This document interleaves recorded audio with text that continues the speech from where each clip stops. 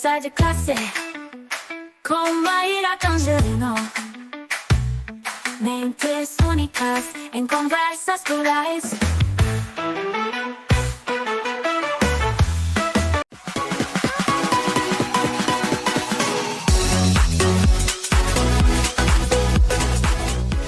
Olá, pessoal! Boas-vindas a mais um Conversa de Classe. E hoje eu vou receber aqui uma educadora que, além dela ter sido super recomendada pela Silmara Fidalgo, que foi quem a indicou aqui para o programa, eu simplesmente amei o tema que ela vai trazer, né? Eu acho que ela escolheu, assim, com muito cuidado as palavras, e eu acho que é um tema que vai encantar muita gente que acompanha aí o programa. Eu vou receber a Miriam Oliveira. Ela é uma educadora que tem revolucionado o ensino de inglês, especialmente aí para as crianças, né? Ela tem uma experiência internacional e uma dedicação que transborda em cada projeto. E ela vai fazer um convite para a gente repensar a forma como a gente aborda o aprendizado de um novo idioma. Até porque, gente, o tema dela é ensinar inglês com alegria. E eu vou começando aqui, mandando para ela a primeira pergunta. Miriam, você tem uma jornada rica, com uma experiência internacional e uma dedicação aí, pensando em inglês, principalmente para as crianças. Diante de todo esse percurso, eu gostaria que você descrevesse um pouquinho para a gente o seu lema, né? Que é Inglês com Alegria, English with Joy. E como que você acha que esse lema tem uma absorção melhor de outra língua para crianças, considerando aí que nem sempre a alegria é vista como um pilar fundamental nos métodos tradicionais do ensino de idiomas. Com muita honra, com muita alegria, Miriam Oliveira, seja bem-vinda, professora Miriam, bem-vinda ao Conversa de Classe. Primeiro, Mayra, eu quero te agradecer por essa oportunidade. Para mim é uma honra estar aqui quando eu recebi o convite. Eu sou muito, né, respondo de pronto, né? Olho ali, vamos combinar um dia, porque eu acho que a gente tem que levar esse tema adiante, né? Adorei assim a sua descrição sobre mim e vou só colocar aqui, acrescentar algo a mais, né? Eu também sou mãe, né? E aí, quando esse dom que vem de dentro, né? E a gente tem a nossa profissão que costura tudo isso, né? E isso, eu estou falando isso por ser mãe, porque eu vivi 7 anos nos Estados Unidos. Quando eu saí do Brasil, só vou colocar aqui essa história para eu ir para o próximo passo. E aí, quando eu fui para os Estados Unidos, eu já fui formada em letras, e 2 anos lá eu me tornei mãe. Então, a minha filha nasceu nos Estados Unidos e eu pude vivenciar aquele ambiente colorido de sala de aula e vivenciar com a minha filha, né? Então, por ter uma história de vida também que me traz vamos lá, vamos para cima, vamos manter o bom astral e aí vamos trabalhar para as coisas darem certo. Então, isso de vivenciar com a minha filha acrescentou um pouquinho na minha profissão. Quando eu voltei para o Brasil, eu já entrei em sala de aula, nunca mais saí nesses últimos 15 anos, e aí a gente percebe que quando a gente leva o inglês, a segunda língua, quando ela chega no outro com essa pitadinha de emoção, isso causa um efeito muito grande, né? No cérebro dessa criança e também do adulto, viu, Mayra? Isso serve também para adulto. E a neurociência diz que o poder da alegria no cérebro é o mesmo poder que se faz quando a gente come chocolate. Olha que demais, é a mesma sensação. Então, quando a gente vê essa questão de você trazer esse aprendizado desse segundo idioma de uma maneira mais active, né, ativa, a gente põe um sorriso no rosto e fala para as crianças, hello, how are you? Às vezes a criança está tristinha, né? Ou até o adulto também fala, hi, teacher. Aí você fala, não, I'm okay, I'm fine. Você leva isso dessa maneira, não tem como o outro não também reagir, né? Então, a gente percebe que causa interesse no aluno, quando a gente leva esse aprendizado, e eu posso te ousar a falar que o aprendizado de qualquer língua, hein? O aprendizado da nossa língua materna também. Mas o inglês, como é essa linguagem muito mais viva, né? Em que o aluno tem que se apropriar para poder produzir oralmente, até, Mayra, para poder produzir essa entonação. E assim, a gente costuma brincar que ensinar inglês, a gente tem que, parece que deveríamos ter feito aula de teatro, porque você tem que trazer uma entonação para para as frases, né? Eu não vou perguntar assim, how are you? Eu vou perguntar, how are you? É diferente do português que eu só falo assim, como você está? Em inglês parece que eu tenho que colocar essa onda. Então, quando a gente traz isso com alegria, a gente vai ativar o interesse do aluno e vai ativar esse envolvimento. Eu acho que e com criança é primordial, né? Porque aí a gente tem aquela troca. Então, é nesse caminho que eu construí esse meu slogan, né? Faço alguns workshops de formação para professores em que eu coloco isso com uma pitada né, de ação ali. Então, é nesse caminho que eu tenho trabalhado e eu percebo que a gente a gente colhe bons frutos dos alunos, sabe? Fazendo aí esse caminho de ensinar com alegria. E Miriam, olha, eu estou assim muito feliz mesmo de ter você aqui trazendo essa perspectiva. Eu sempre conto para os entrevistados, para as entrevistadas, que o nosso público é de docentes, mas Uhum. também tem muitos graduandos que nos acompanham, né? Aham. E eu acho riquíssimo a gente trazer uma experiência de uma pessoa que vive a profissão também integrada, né, com a vida, porque eu acredito muito nisso que você falou. Nós não somos pessoas separadas, né? E Exato. acho que o ensino de línguas mostra muito isso para a gente, né? O quanto a emoção ela é importante. É, Exato.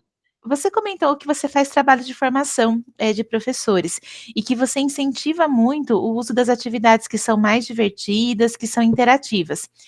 Porém, né, a gente sabe que tem muito professor e professora que enfrenta a pressão dos currículos que são extensos, das avaliações que são padronizadas. Eu queria saber como que você sugere que esses professores e professoras equilibrem essa necessidade de cumprir um conteúdo programático com a incorporação de metodologias mais lúdicas e prazerosas, e claro, né, sem que isso se torne uma demanda a mais aí na vida deles. Você falou um ponto muito importante. Quando eu trabalho com um workshop ou com mentoria, eu trabalho uma mentoria para professores em que esse professor chega para mim e fala assim: Miriam, eu nunca utilizei determinado material. Miriam, eu vou entrar numa escola em que o sistema é esse, esse e esse. Eu não conheço. Como eu vou fazer? É o famoso how to do it, esse como fazer, né? E aí eu sempre falo, você já usou a palavra-chave, a questão do equilíbrio, né? E aí eu vou olhar para esse meu material e eu sempre falo para o professor, palavrinha-chave, adaptar. Eu tenho uma parte da minha mentoria que é adaptar para engajar. Então eu vou olhar para esse meu material, porque o que acontece, né? Eu não posso, a gente não deveria fazer com que isso fosse a nossa muleta, falar, o sistema não permite, né? Ai, mas não dá tempo. Ai, mas é muito extenso. Então, o que eu consigo adaptar? O que eu consigo olhar para aquele meu material, seguindo, claro, a linha de que o sistema me impõe, né? E aí a gente vai para várias demandas, a demanda de um material muito extenso, um material que não está nivelado, enfim, o que eu vou pensar? Como que eu posso adaptar esse meu material? Como que eu posso, de repente, pegar aquele material e levar para usar aí os caminhos das metodologias ativas, né? O que eu posso, de repente, eu pego aquele texto, Mayra, aquele texto grande, desse tamanho, de uma página inteira do livro, o que eu posso fazer? Eu tenho como imprimi-lo, cortar os trechos desse texto e dar para. Tem uma sala de aula grande, a gente tem também essa outra realidade de salas numerosas. O que eu posso fazer? Vamos adaptar essa atividade? Eu vou dividir esse texto em 4 pedaços, cada grupo vai ler um pedaço. Então, eu já estou fazendo ali uma leitura compartilhada. Então, o meu caminho de colocar nessa formação para professor é colocá-lo a pensar o que eu posso adaptar de conteúdo ainda envolvendo, obedecendo lá as minhas regras da escola, do sistema, porque a gente está ali inserido no sistema. É claro que a gente tem aqui hoje 2 mundos, né? Você deve ter percebido que esse mundo de aulas particulares, eles cresceram muito, né? Eu, por exemplo, hoje empreendo na educação, eu trabalho só com aulas particulares, né? Então, é mais fácil para mim, porque eu tenho a minha escola digital, eu tenho o meu negócio, né? É diferente de quando eu estava inserida dentro de um sistema. Lá, eu vou falar, ok, yes, sir. Mas olhando para aquele material, o que eu posso adaptar? O que eu posso pegar aquela unidade inteira? Qual é o meu objetivo daquela unidade? Eu vou ensinar o meu aluno a aprender, né? Vamos supor, os cumprimentos. Então, ao invés de dar aquela listinha para ele decorar, vamos fazer em pares? Vamos dividir em grupos? Então, eu costumo falar para esse professor, olha para esse seu material no macro, né? Porque senão você fica ali, ó, empacada, falando assim, ah, não, eu vou fazer só isso aqui mesmo, não, eu vou ficar só dentro dessa folha de sulfite, né? A gente costuma brincar, e eu falei com uma outra educadora, num determinado webinar que nós fizemos, que a criança não cabe numa folha de sulfite. E aí é onde a gente precisa, eu vou cumprir? Vou cumprir, eu tenho avaliação, eu tenho um assessment para fazer, ok. Mas o que que eu posso adaptar para trazer para tentar fazer essa prática, né, real da língua. Então, esse é a minha sugestão aqui seria adaptar para engajar. Essa seria o meu caminho dessa resposta, assim, resumida. E uma resposta linda, né? Eu também sempre estou em formação com os professores, e eu sempre converso isso com eles, né? O que a gente traz, né, Miriam, às vezes nas formações, é uma ferramenta a mais para ele ter lá no dia a dia dele, né? Não Exato. significa. Porque às vezes a gente tem essa confusão, né? Então toda aula tem que ser assim? Não, né? Não, É você que vai fazer esse manejo, né? Acho que a gente tem uma coisa muito em comum aqui, né? Esse entusiasmo com as metodologias que são mais ativas, que são inovadoras, porém, né, acho que a gente também vive essa realidade da infraestrutura e dos recursos nem sempre serem os ideais para esse tipo de metodologia, né?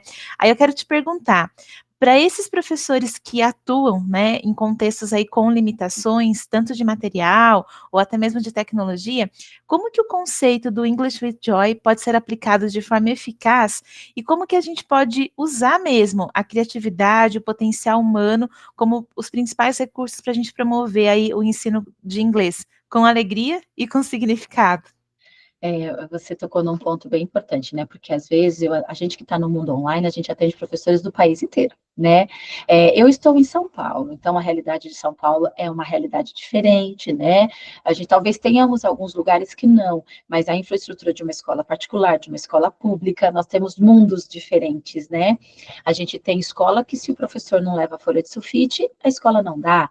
A gente já tem escolas que a escola monta toda a infraestrutura, o pai nem sabe o que o filho usa, porque já está tudo lá provido, né, pelo investimento que é feito, né? Então, a gente tem esses dois mundos, mas eu iria colocar, quando você falou a parte principal, da criatividade, né? E aí é onde a gente vai. Eu gosto muito de pegar algo que é bem simples, por exemplo, eu vou falar uma brincadeira, algo que eu falo nas minhas formações, o meu colchão é aquele colchão box, e embaixo dele não tem nada. Meu esposo falou, vamos guardar algumas coisas lá embaixo? Eu falei, ok. Eu guardo as minhas coisas. Então, lá, Mayra, tem recortes de EVA, tem alguma caixa que eu ganhei de algo, eu guardo. E aí eu penso, não vou usar hoje, mas eu vou usar um dia. Eu abro, eu guardo, e aí, de repente, você é uma sacola de presente que você pode cortar e colocar uma alça de papel, ela vira uma surprise bag. Ela vira uma bolsa surpresa em que eu vou tirar alguma coisa de lá de dentro, né? É onde a gente vai. O Cortella fala isso, né? Se você ainda não tem as condições reais que você precisa, faça o melhor com o que você tem, né? Aí o que que a gente vai pensar? Eu vou pensar em usar a minha criatividade e colocar o meu aluno com a mão na massa. Eu não tenho uma impressora? Ok, consigo ter folha de sulfite? Aquele meu vocabulário, eu vou pedir para os meus alunos desenharem o vocabulário. Eu já vou fazer os famosos flashcards. Não vou imprimir, ok, vou fazer os flashcards. Eu vou pegar, eu gosto muito de trazer o aluno para construir, né? Então, vamos fazer uma dobradura? Então, vamos ver se a gente consegue esse investimento. Eu tenho como ter folha de sulfite? Nós podemos fazer várias coisas e você vai colocar o aluno como protagonista aqui, né? Ah, Miriam, eu não tenho recurso lá de um data show incrível. Tem uma TV? Ok, eu coloco essa TV, eu uso lá uma plataforma, uma muito famosa que a gente tem vários materiais, que é aquela Wordwall, por exemplo. Você tem lá alguns exercícios? Tudo bem, o meu aluno não vai clicar. Eu coloco na lousa aquele texto que coloca em ordem, o meu aluno anota no caderno e depois o meu aluno produz. Olha quanta coisa. Eu posso, de repente, colocar só aquela figura na tela, fazer aquele slide. Ah, eu não tenho ferramentas Google. Vamos fazer um PowerPoint? Vamos gravar no pendrive? Vamos jogar nessa TV? Vamos colocar aquela foto daquele flashcard, e aí o meu aluno tem que correr. Aí eu vou até mostrar uma coisa que eu gosto muito. Vamos tentar comprar uma campainha dessa aqui? Vamos colocar numa mesa? Olha só, eu já vejo essa atividade. Uma foto na tela ou mesmo na lousa, Eu falo 1, 2, 3, 2 alunos correm, vai lá, pressiona e ele vai ter que me dar uma frase com aquela palavra, ou de repente o vocabulário isolado. Então, o que eu falo para esse professor? Olha para o seu redor e verifica, ok, o que eu não tenho essas ferramentas tecnológicas de primeiro mundo? Hoje, né, Mária, falando sobre a inteligência artificial, que tá tudo, parece que está tudo robotizado. Calma, calma. O simples encanta. E o simples encanta muito porque o aluno vê significado. Primeiro que ele olha para aquele material que ele fez. De repente você não tem plastificadora? Vamos passar um contact? Vamos passar um contact, sabe? Eu tenho uma outra brincadeira, uma coisa simples, vou até uma dica prática, né? Vamos dizer assim, a gente falando para educadores.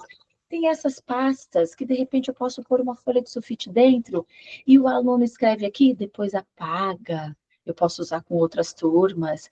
Então, começar a pensar no que eu posso trazer de inovação para essa minha aula, fazendo com que o meu aluno coloque a mão na massa, ele construa comigo, aí a gente vai trazer aquelas palavras que elas são mais lindas para resumir a minha prática, que são as vivências, as experiências. Então, você imagina o aluno chegando em casa falando assim, nossa, a teacher pegou uma cartela de ovo e colocou os números dentro. Uma coisa que, de repente, eu usei, ou uma caixa de sapato, e ela cobriu, e lá dentro tinha uma maçã. Estou ensinando comida, leva uma maçã, coloca dentro dessa caixa, faz de conta que a gente vai fazer um piquenique. Então, olha quantas coisas eu posso pensar para poder adaptar esse material. Mais uma vez, né, fazendo aqui uma costura, né, para poder fazer com que esse professor, com o que ele tem, ele construir algo grande, né? O simples encanta, e aí você vai trazer o envolvimento do seu aluno, né? Lá na pandemia a gente ouviu muito falar sobre humanizar o ensino, trazer o aluno como protagonista. Aqui eu tenho uma oportunidade de fazer isso, mesmo sem ter grandes tecnologias, grandes ferramentas, né? E outra, né? Eu costumo dizer sempre que a melhor, a mais importante ferramenta em sala de aula é o professor, é você, né? Somos nós, né? Porque se eu chego lá assim, ok, hoje nós vamos falar, meu aluno vai falar, Tite, o que aconteceu? Então, a ferramenta principal, né, já tem que chegar, ok, pessoal, mesmo que eu não tenha tido uma boa noite, né? Eu também tenho problemas, tá, Mayra? A gente passa por várias coisas, mas, como você falou, quando a gente tem isso como lição de vida, é, sabe, acontece alguma coisa na aula que você volta, você esquece ali do seu problema por um tempo e vamos cumprir, né, o que a gente tem que cumprir, e aí, quando a criança recebe isso com excelência, ela também se anima, aí você termina o dia, missão cumprida. Que lindo, Miriam. Olha, que práticas, né? Bem inspiradoras e poderosas, e que lindo depoimento esse que você deu também no final, né?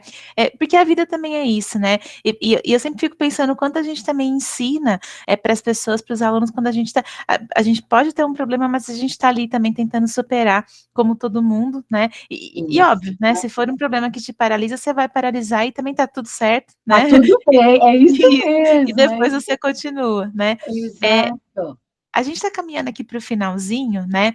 E quando a gente olha para o futuro da educação bilíngue, primeiro que a gente vê uma demanda, né? Tem crescido, tem aparecido cada vez mais escolas que oferecem, né, esse tipo de modalidade mesmo de ensino. Mas o que eu quero te perguntar?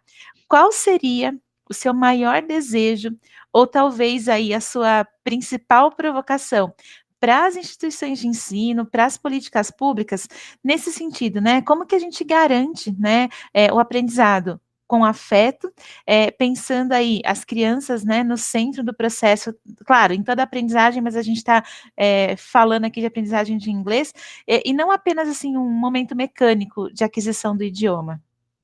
É engraçado, né? Porque assim, parece ser fácil para a gente trazer solução, né?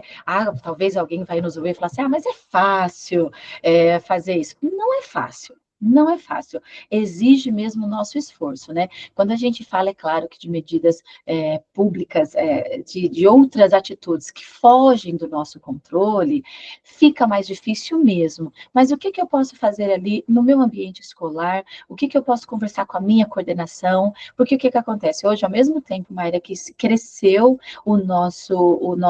a visão do ensino de inglês, recentemente saiu uma pesquisa sobre o Brasil, e ele não está num bom ranking de aprendizado de inglês. Então, opa, o que está acontecendo? Então, sabe aquela expressão para inglês ver? Então, a gente tem que tomar cuidado com isso, né? Porque oferecer um serviço bilíngue, oferecer uma escola, a gente que é mãe vai procurar uma escola para o filho, poxa, um ensino bilíngue, opa, já me atraiu, né? Mas o que que tem por trás desse ensino bilíngue? Ele tem um material engessado, um material em que a escola faz um investimento alto em materiais, Mayra, que será que é a realidade da minha sala de aula, daquele meu ambiente escolar, né?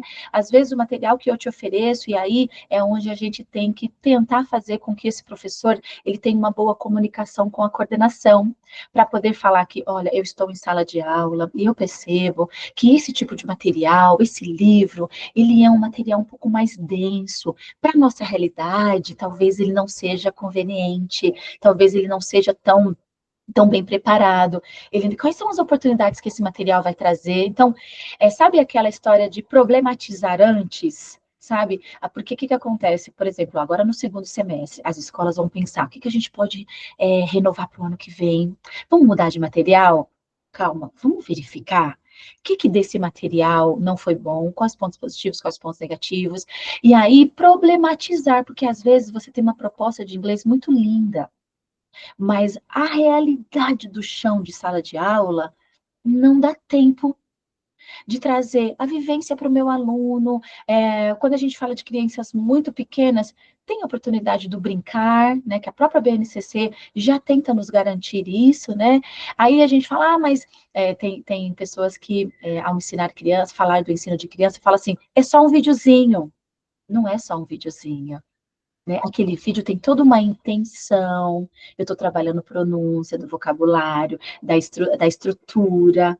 O meu aluno já está aprendendo espontaneamente, porque a criança, ao ter o modelo, ela já, né, ela já produz. Porque para o adulto, quando a gente pensa no ensino de inglês, para o adulto eu tenho que modelar para ele aqui com a minha fala, ou então eu falo para ele assistir filmes em inglês. Então, é uma outra vivência. Para a criança, não. Qual é o modelo? O modelo é a sala de aula, porque às vezes o pai não fala inglês, né? Então, a gente percebe que trazer essas soluções é muito simples, é muito fácil falar, mas eu diria para esse profissional, né, nós como esse profissional que a gente tem a experiência do chão da sala de aula, a gente tentar levar para uma discussão, né? Vamos olhar esse material num todo, né? É de repente um material, quantas aulas por semana eu vou ter? Eu vou ter 2 aulas por semana, 3 aulas por semana. Opa, melhorou.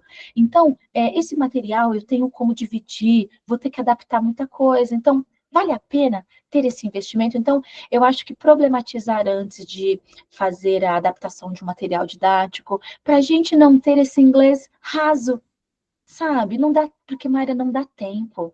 E outra, numa sala de aula, por exemplo, nas salas de aulas numerosas, eu tenho lá, vou pensar no número ideal aqui, no número que talvez não seja ideal para todo mundo. Será que eu tenho 15 alunos? A gente tem sala de aula com 20, 25. 30 crianças, tá? A gente tem salas de aulas com 30 crianças.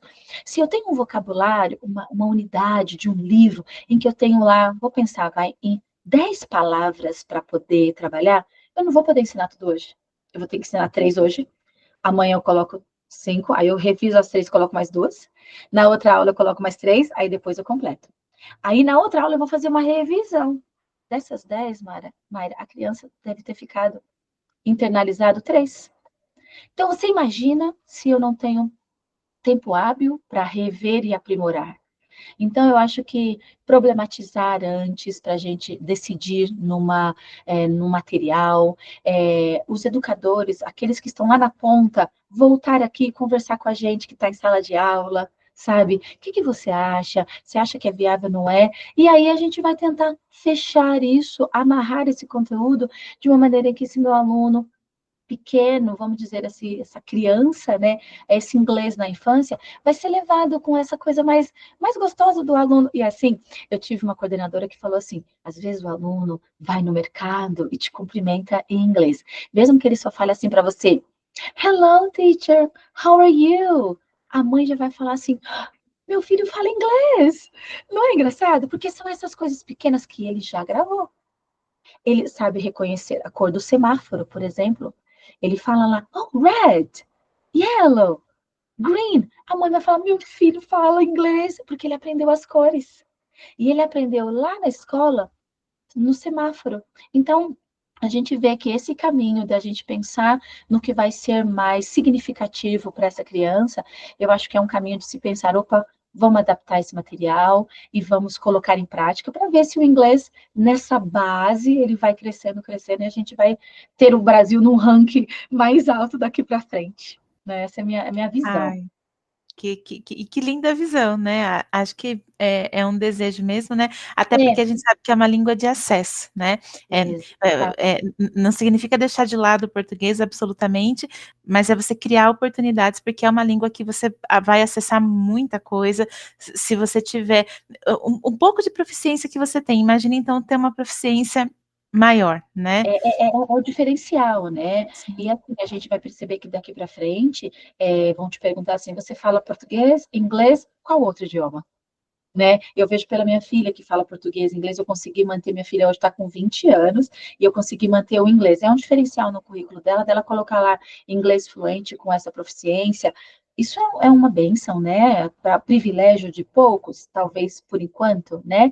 Mas ela já precisa pensar num outro idioma, porque é terminando a faculdade, então a gente sabe, imagina se a gente começar nessa geração agora, né, a gente vai perceber que isso vai ser algo que vai ser muito positivo para o futuro do Brasil, né, a gente vai pensar no Brasil num outro patamar, é mais ou menos isso que a gente sonha. Miriam, eu gostaria de agradecer a sua alegria, né? Porque Obrigada! é magnífico poder trazer alegria aqui para o programa, a sua generosidade também em compartilhar, né, os seus conhecimentos. E quero Sim. saber, você quer deixar uma mensagem de finalização aqui para o pessoal que está assistindo a gente? Olha, eu quero, não só professores de idiomas, né? A gente tem muitos educadores aqui. Eu passei por um momento na educação que, por um momento ali, no finalzinho de noite, eu pensei: será que eu desisto? Será que eu mudo de profissão? Sabe aqueles momentos que você fala assim: acho que eu vou mudar de profissão. E aí, uma força dentro de mim falou: não, né? A gente tem a nossa fé que nos põe de pé de novo também, né? Isso também nos ajuda. E de você falar assim: não, peraí, essa é a minha missão, esse é o meu propósito, então, o que eu posso fazer? Com o que eu tenho, né? Então, eu vou dar essa minha aula, eu vou ensinar eu tenho uma aula de meia hora, então, nessa meia hora, eu vou fazer o que eu fico feliz, né? E eu aprendi muito isso. Então, tá bom, eu vou dar essa minha aula com esse meu ambiente colorido, eu quero esse ambiente colorido, coloquei aqui no meu escritório, porque eu quero que tenha esse ambiente colorido, porque vai me fazer bem e vai expandir, né? Então, a minha mensagem é que, quando a gente fala em ensinar com alegria, como eu falei lá no começo, né? Nem todo dia eu estou realmente tão disposta, mas quando eu coloco né, esse meu sorriso no rosto, a gente, vamos lá, às vezes o aluno chega, ai, teacher, meu pai brigou, ai, o meu cachorro morreu, várias situações, então, que a gente possa tirar essa força de dentro de nós, né, com essa nossa missão, né? Porque brinca-se muito, até postei um vídeo ontem na minha rede social que é assim, pergunta-se para uma máquina, você acha que a inteligência artificial vai substituir o professor? Aí ela fala assim, lógico que não, a gente não é besta. A gente ri, mas essa missão, esse talento é nosso, né? É nosso e é do ser humano. A máquina não tem esse talento, vai nos ajudar muito, mas o nosso talento de levar, o aluno que vai levar grandes lembranças nossas. Ah, eu tive uma professora lá no ensino médio. Não vai ser da máquina que ele vai levar. Ele não vai levar, ele vai levar daquela professora Mayra. Ai, lembra da Teacher Miriam? Lembra da fulana? Eu lembro de alguns, você também deve lembrar, né, Mayra? Então, que a gente possa de alguma maneira, deixar marcas na vida dos nossos alunos. Não é fácil, Não estou romantizando aqui nossa profissão, tá bom, gente? Não estou. Né, eu estou há 15 anos aqui, não tem sido fácil, tem sido suado, tá? Estou aqui hoje com o meu ambiente formado, mas não foi sempre assim. A gente começou, a gente não tinha esse microfone, não tinha essa estrutura. Então, tudo começou. A gente não começou com uma carga horária completa, a gente começou lá com 5 aulas, a gente foi melhorando. Então, a minha mensagem é que se a gente tentar colocar no nosso dia, na nossa aula, qual a pitada de alegria que vai ter na minha aula hoje? Não vai ser na aula inteira, como você mesmo disse, mas de repente não teve hoje, mas amanhã. Ah, não, amanhã eu vou levar algo, só para as crianças levantarem e fazer alguma coisa. Então, da gente tentar, de alguma maneira, pôr essa pitadinha de alegria nas aulas. Essa é a minha mensagem aí vamos dizer, de otimismo, né? E de incentivo, de incentivo. Que lindo, né? E obrigada de você ter trazido essa mensagem aqui para gente, né? E Obrigada a pessoal, você. com muita alegria, a gente se vê no próximo Conversa de Classe. Até mais. Até mais.